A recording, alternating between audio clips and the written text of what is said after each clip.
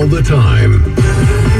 This is 1010 Wins at 92.3 FM, New York.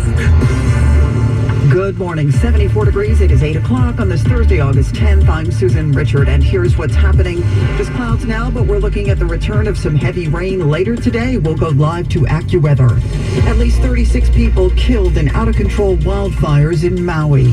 The debate over whether the Fed should take control of Rikers Island heads to federal court today.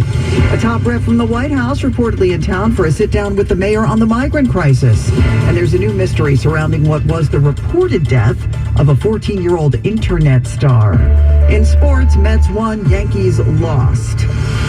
Twins News Time 8:01, traffic and transit. Here's Karen Stewart. Well, we've got eastbound LIE slow traffic taking you out into the Douglaston Parkway from back at 164th Street. We've got westbound delays right around the Clearview, and then we've got very heavy traffic delays on the westbound LIE from the Grand Central Parkway out into Woodhaven Boulevard, and along the way at the Grand Central, the accident we had in the center lane has been cleared away. Now, we are delayed across the Verrazano Bridge onto the eastbound Belt Parkway because the eastbound Belt at Bay 8th has got an accident, and we've got at least one lane blocked. There's no issue going westbound as far as rubbernecking, but there are delays in the eastbound direction, and then the inbound Gowanus to the BQE eastbound is pretty slammed from the Prospect Expressway out into Atlantic Avenue. If you're traveling the Hudson River, here's what you need to know about the bridges and tunnels. 25 in for the Georgia Upper, 20 for the Lower, 25 Lincoln, and 30 in at the Holland Tunnel. Your East River crossings, nothing too crazy going on out there right now. The outbound Pulaski Skyway over at the South Kearney exit, we've got an accident. We've got one lane blocked on the outbound Skyway, and we're jammed onto the Skyway now from Route 9.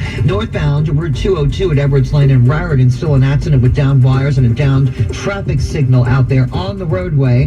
We've got delays into the area. Alternate side parking rules and regulations are in effect, and was sponsored by the Meadowland Racetrack's FanDuel Sportsbook. The FanDuel Sportsbook, located inside the Meadowlands, is the #1 sportsbook in North America. 7 days a week they're open with tons of TVs and betting kiosks. For info, visit playmeadowlands.com/FanDuel. 21 or older to wager. Gambling problem, call 1-800-GAMBLER. I'm Karen Stewart, 1010 Wins on 98.23 FM. Hawaii dealing with one of the worst disasters there in history. We're going to have the latest on the deadly wildfires in just a minute. First, Dean, some severe weather in our forecast.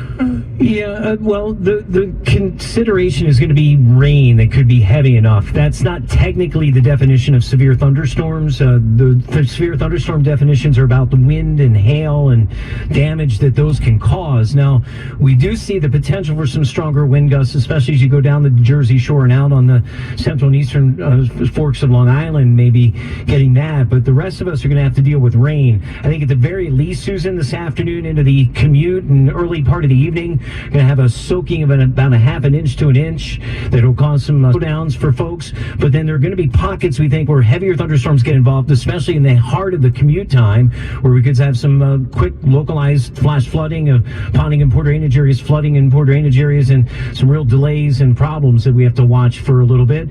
And then it gets out of our hair, dries out, has a pretty good day tomorrow. How's the weekend look? Well, I'll look at that situation, everything else in the 4-day forecast. 10 minutes away on New York's weather station, 1010 Wins on 92.3 FM.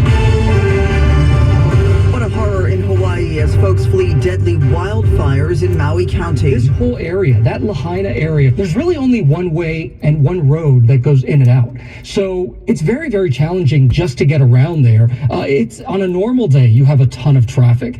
Now in this situation, and these folks who were trying to get out of there were describing the scene where they were stuck on the road as fire sort of enveloped them on each side of the road. It was incredibly scary and so difficult to evacuate and get people out. Correspondent Gio Benitez, Hawaii's emergency management spokesman Adam Weintraub, talking to ABC News. Lahaina obviously has been some of the most shocking footage. I've been telling some other folks that some of the photos we saw from the air reminded me of photos of Dresden in World War II after the fire bombings.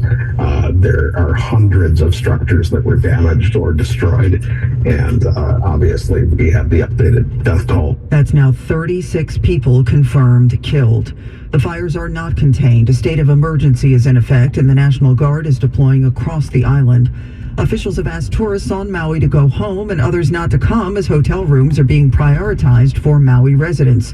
New Yorker Peter Burford and his wife canceled their trip. I would say stay away until Maui has all this under control, but then, definitely go back because, they need you. There's so many, hundreds, I don't know how many people would have lost their houses and jobs and shops and things. President Biden issued a statement saying he's ordered the deployment of all available federal assets on the island, including support from the Coast Guard, Navy, and Marines.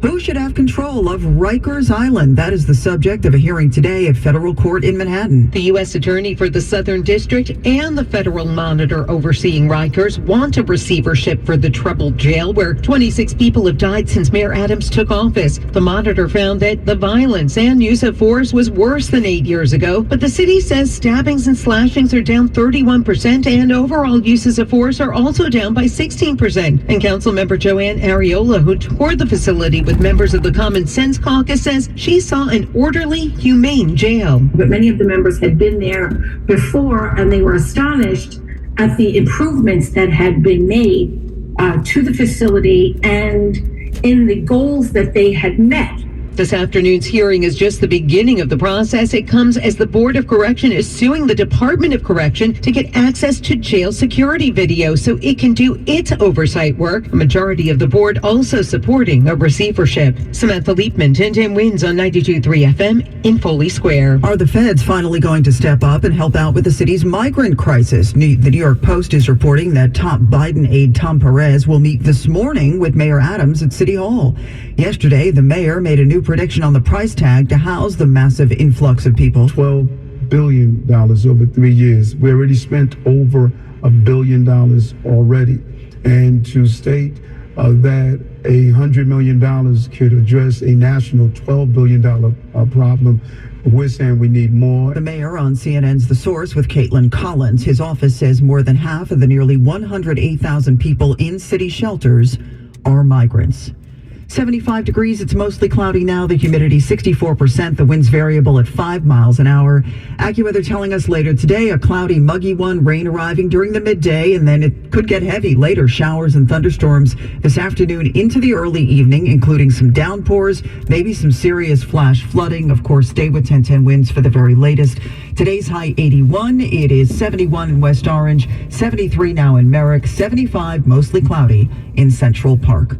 Wednesday news time 8:07. Some new details in last month's raid in Las Vegas that was part of the probe into the 1996 murder of rapper Tupac Shakur. This is an ABC exclusive. We have a search warrant for the residents. You need to come out with your hands up. It was a dark night in July when the Las Vegas SWAT team moved in, raiding the home of Dwayne Keith Davis, known as Keefy D. He has claimed he is one of only 2 people alive who witnessed a drive-by murder of Tupac Shakur, the other being Suge Knight, who's in prison for a deadly hit and run. For the first time from body-worn cameras, you're now hearing police move in and pull out Davis, who was angry about the raid. Can you put this hand on top of your head for me for a second, please? Police seized computers, photos, and other evidence. A grand jury will help decide if charges will be filed in the murder. Alex Stone, ABC News.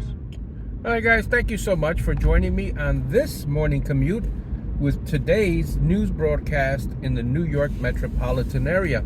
We'll see you on the next video.